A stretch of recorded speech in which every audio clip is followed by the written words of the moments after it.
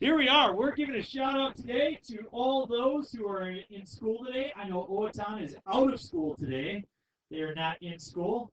They're having a well. You guys didn't have school 2 weeks ago, right? Well, MEA came back Monday. You stayed at home. You slept in. So my kids right now they're eating pancakes and watching cartoons. Kids, if you're watching my video, clean your rooms and bring wood in from the outside. It's going to get cold. If you want a fire, carry some wood. You can sleep out in the garage. Here we go. Find the dimensions that give the largest area for a rectangle whose base is on the x-axis and whose corners are on. Sometimes I must have been like watching the Vikings lose when I wrote that. Corners are on the parabola y is equal to 12 minus 3x squared. Oh, goodness, where do we even start? How about we draw a parabola that's right upside down, passes through 12. We could probably find the x-intercepts if we wanted to, couldn't we? Like if you factored out a 3, you would get, what, 4 minus x squared? So what are the x-intercepts? Plus minus 2. And we're going to do this crazy thing. We're going to put a rectangle on the inside of it so the base is on the x-axis and the corners are up there on the parabola. 3 problems today. This is 1. We want to maximize the area. That's what's driving the problem. The maximum area. Area is equal to what? Base times height, length times width. We'll go with base times height for this guy. Shoot, I got 2 variables. I need 1 variable. What to do, what to do, what to do. This is where it requires you to have some ingenuity and some thought. This is where we need you to be the best. What do we do? I need an expression for the base. I see Nicole thinking deeply. I like it. Getting off heat.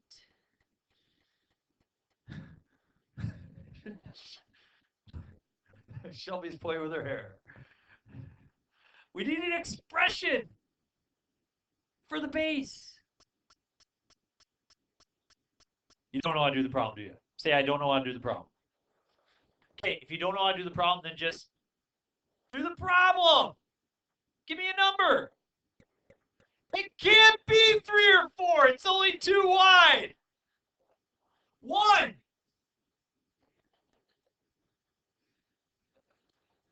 Suppose it was 1. Then what would the base be? 2. Be twice, right?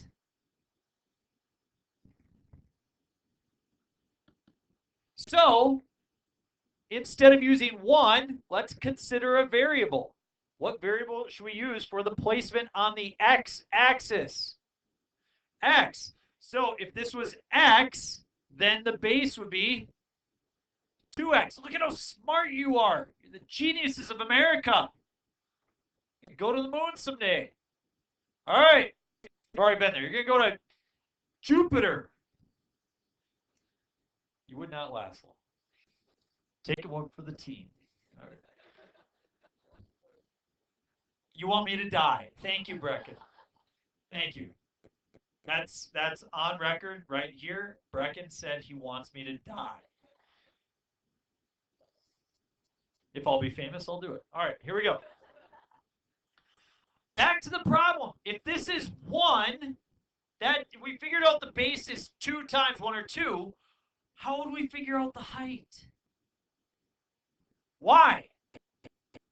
Y represents the height. So what would it be?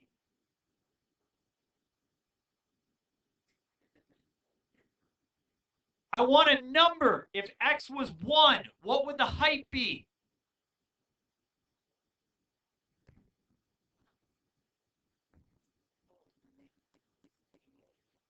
Just plug it in, it'd be 9, right? Just plug it in. It's staring you there right in the face. Jack said it's y. Well, what is y? Well, y is 12 minus 3x squared. So it looks like the height is your y value, which is 12 minus 3x squared. Sweet. Now I got the area in terms of x. It's 2x times 12 minus 3x squared. which is 24x minus 6x cubed. Does that make a parabola? No, it does not. It's a cubic. It's upside down because it's negative. Negative b over 2a does not work for a cubic, but fortunately it works for my calculator. My calculator is extremely intelligent. It does whatever I tell it to do. And so if I tell it to try to find the maximum of 24x minus 6x raised to the third power, I bet it can do it. As long as I type it in correctly, I forgot an x. Insert x. You guys know you have an insert button on your calculator? Good for you. All right, so I'm going to zoom standard, zoom 6, and voila! Can't really see all of it. I got to be smart in calculator. Look at this. What's the maximum that x could be? 2. What's the minimum? So look at where it crosses the x-axis. Pretty cool, huh? So let's, the y value is represented by the area, correct? So we'll use, who said 1, by the way? Who said 1? Who's going to take ownership of this? Okay, Ashton said 1. So if the base, so if x was 1, then the base was 2. If x was 1, then the height would be 9. So then the area would be 18, correct? So I'm looking up in the teens or the 20s or the 30s or something like that for the height. So I'm going to change my window. I'm going to go to negative 40 and positive 40. I bet I will probably see the function then. Now I press graph, and yeah, there it is. How do I find the maximum? So I can calculate 4. Move to the left, move to the right. And we'll see how smart you are now. We got 1.15 and we got 18.48. What the heck does 18.48 mean? That's the maximum area. So 1.15, that's the x value. How do we use this x value to find the dimensions? The dimensions is what we want. Yeah, the base is twice that, so it's 2.3 by, and then you plug in the 1.15 into 12 minus 3x squared. And we go 12 minus 3 times 1.15 squared, and you get 8.03. Sweet. Piece of cake, upside down. You got it. I know what you're thinking right now. You're saying, Mr. Gentz, I don't care about parabolas and rectangles. I want to make money in the world. Show me how I can use this to make money. Or like, I don't know, do something with hockey or something. I got you. I got you. I'm right there. Okay, here we go. A hockey team plays in an arena with seating capacity of 15,000 spectators. With a ticket price set at $14. Average attendance at recent games has been 9,500. So you know the stands are pretty full, but there's a little bit of room. A market survey indicates that for each dollar the ticket price is lowered, the average attendance increases by 1,000. Find the price that maximizes revenue from ticket sale. What does that mean? For each dollar down, average attendance by 1,000. What does that mean? Give me an example. If you drop it to 13, the attendance would be 10,500. So although the ticket price is lower, there's more people. So that might mean more money, but it's hard to tell because we're also getting less money from each ticket, right? It'd be nice to know the right amount to actually be able to make money here. And we know that revenue, you guys all know this, revenue in this situation is equal to whatever the ticket price is times the attendance, right? Like if we take the ticket price times the attendance, that's the amount of money we get. Now, there's a lot more variables involved here because we're selling concessions as well, right? We all know that at like a hockey game, what's the number one item at a hockey game? What do you want to eat or drink? What's the deal? Chocolate? Hot chocolate. How much is a hot chocolate? $5 for a hot chocolate. Okay? I mean, you can charge $5 for a hot chocolate. It costs like 25 cents to make, but you can, you know, that's a pretty good deal right there. Okay? So when we get to the modeling part, everybody's like, Mr. Guess we don't have a shape to draw. It doesn't matter if you don't have a shape to draw. Just do the problem. The revenue is equal to $14 times 9,500 people. But we're going to change that. We're going to take the 14 and we're going to subtract 1. So then the attendance would be 9,500 plus 1,000. Or 14 minus 2 times 9,500. What? Plus 2,000.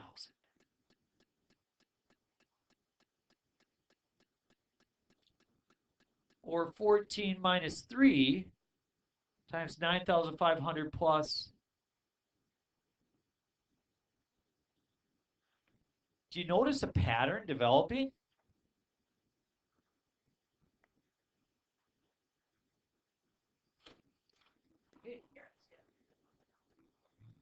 So let's see if we can write an expression here. Revenue is going to be equal to 14 minus x. So we're going to drop it by a certain amount.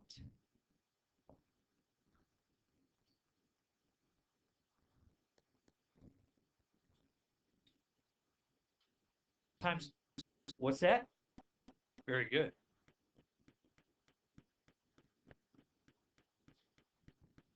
See, when I didn't know how to do the problem, I just did the problem. And that helped me come up with the equation to model. So that's r of x is equal to, I'm going to multiply that out. 14 times 9,500. Well, 14 times 10,000 is 140,000, right? So I'm going to subtract off half of, so subtract off 7,000, so we got 133,000. Oh, that was dumb. Oh, that was good. All right. And then I've got negative 9,500 x and then 14,000 x. That will be plus 4,500 x minus 1,000 x squared. What shape does that make? Right side up or upside down? Sweet. Does it have a maximum or a minimum? Yes, that's what we want. I wish I had a formula for finding the vertex of a parabola. Negative b over 2a, negative 4,500, divided by 2a, negative 2,000. 2.25. What does that mean?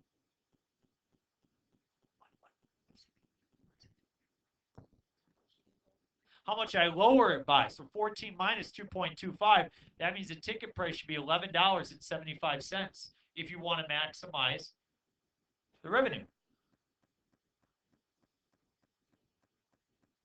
There are a couple of important parts here, though, that we did not look at. I just want to draw your attention. The revenue would be equal to 0 if x was 14. Wouldn't you agree if you look at this function that 14 would produce 0? Why would you have no revenue if x was 14? That'll be giving tickets away for free. We can understand why you wouldn't get any revenue, right? Now, obviously, you might get concessions. People might be more willing to spend money there. And then there's another 0. The other 0 is right here, would be negative 9.5. If x was negative 9.5, you would have no money. Why? Why is nobody coming to the game? Because the price is too high. Because the ticket price would be $23.50, right? If we lower it by $1, 1,000 more people are going to come. Conversely, if we raise it by $1, 1,000 less people will come. So if you raise by $9.50, nobody's showing up, folks. And so those are important pieces as well. Last example. Back to the rectangles. Inscribed inside a semicircle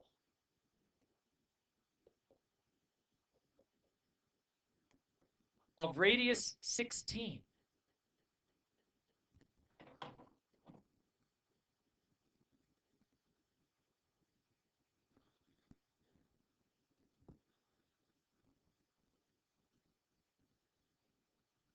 What should the dimensions of the rectangle be in order to maximize the area of the rectangle? This sounds like a familiar problem, doesn't it? I remember this whole thing about area is equal to base times height.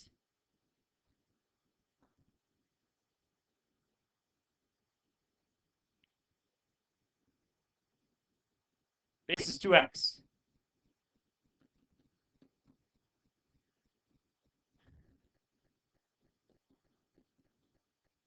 Everybody on the same page there? Remember this part?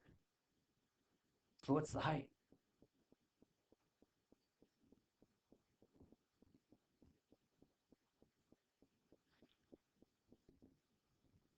I can see your wheels thinking in your head. I think I know the obstacle that you're coming across.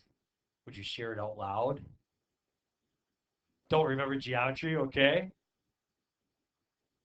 In the previous problem, wasn't y just the function? We're not given a function, are we? Could we come up with a function for a circle? Like, wouldn't it have been great if sometime in this class we actually covered equations for circles? Like maybe in section 1.8 we actually wrote equations for circles.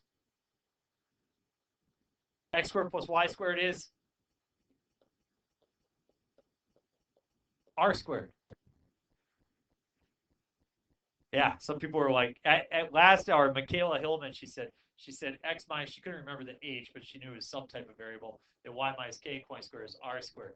Like the class like dropped in like amazement that she remembered that.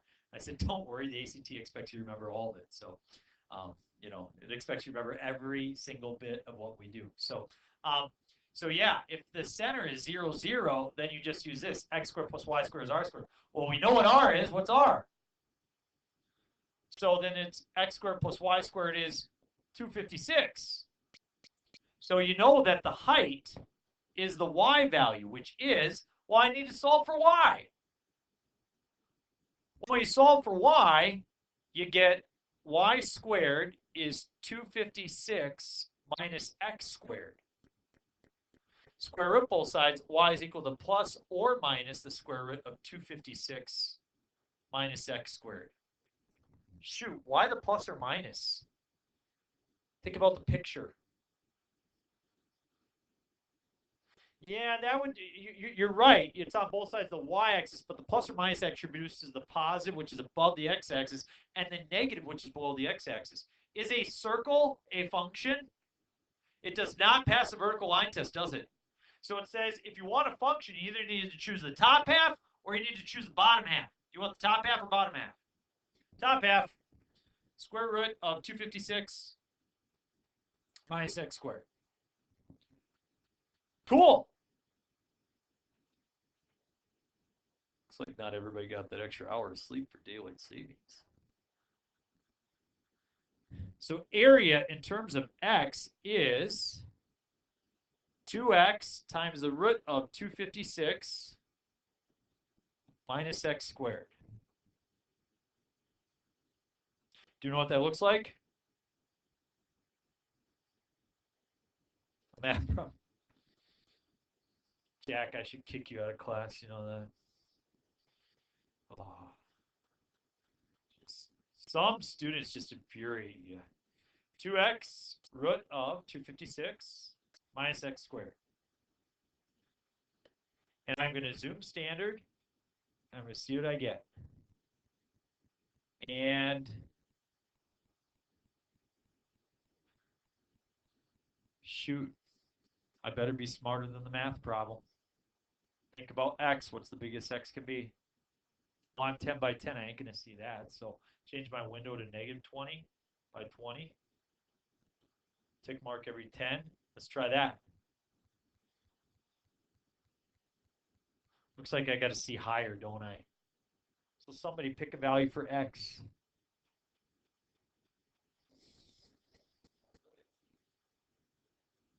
10, thank you. Let's roll with 10. If x was 10, then what would the base be? 20 by, and if x was 10, then 256 minus 100 is 156, and the square root of 156 is about 12. So 20 by 12, so it'll be 240. So it looks like our area is in the hundreds. So I'm going to set my window to negative 400 and positive 400. Maybe then I will see what I want to see. Graph.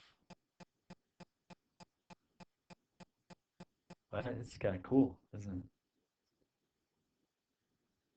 That'd be cool. Like, what if we did this? What if we did negative 2x times the square root of 256 minus x squared?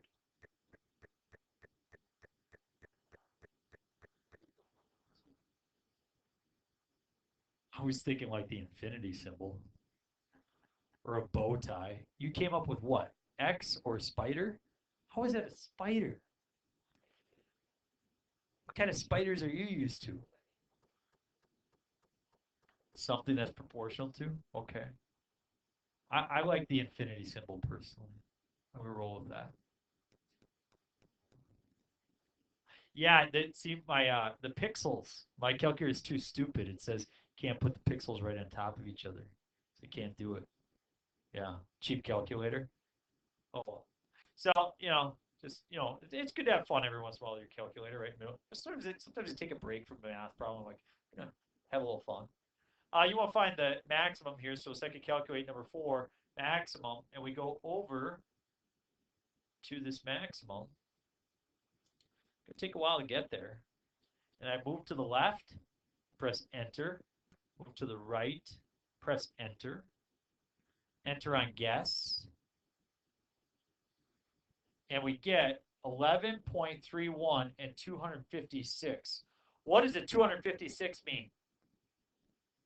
That's the maximum area. It just happens to be the same as what we see from the radius squared, doesn't it? It's kind of interesting. What does the 11.31 mean?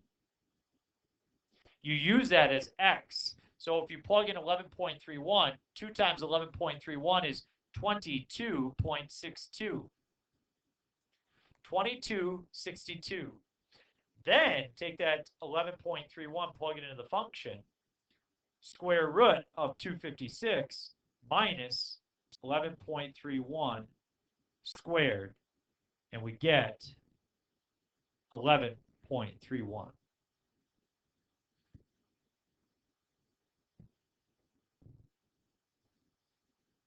Sweet. Well, it was a big day today, right? We learned how to maximize things within shapes. We learned how to maximize revenue at a hockey game. Brecken told me I should die and go to Jupiter. Overall productive day. There's worse ways to die, says the student who's now in trouble. Remember, I grade your test. Okay, so take out your sheet of paper so we can figure out what your assignment is.